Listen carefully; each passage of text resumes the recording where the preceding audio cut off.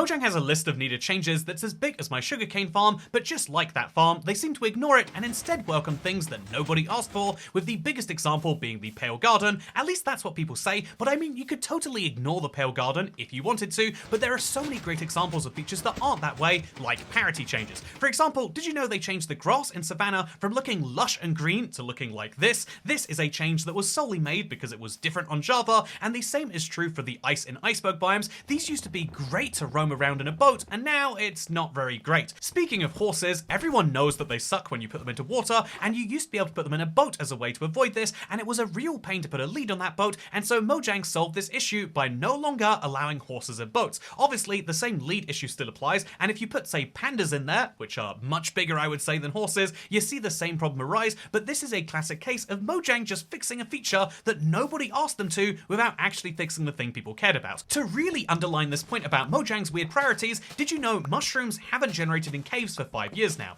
Not because Mojang removed the feature, but instead because they accidentally broke it while working on something else, and so unless you have a world as old as mine, oh look at that, mushrooms over here, you're not actually going to find these in your world because Mojang just hasn't gotten around to fixing things despite all of the work they put into features that literally no one was asking for. And that's interesting because there are lots of features that people are asking for. I mean, Camman will tell you all day about minecarts, but what about the combat update? There's an entire inventory slot we're still missing on Bedrock. That's how you can always tell if it's Java or Bedrock, by the way, even if you don't see the missing enchantment sweeping edge that we have on Bedrock. But it's interesting that they work on so many features that we're not asking for when this big list of ones we are exists, right? Except I would like to quickly remind people that there is in fact loads of features in the game right now that were asked for so much but got basically forgotten after they were added. New pigs and cows are a so what feature for most people now, and even vibrant visuals has become much less exciting because it was amazing when it was first announced, but now it's just a feature inside the game. And so when there's debate about adding mob vote losers and people get very excited about it,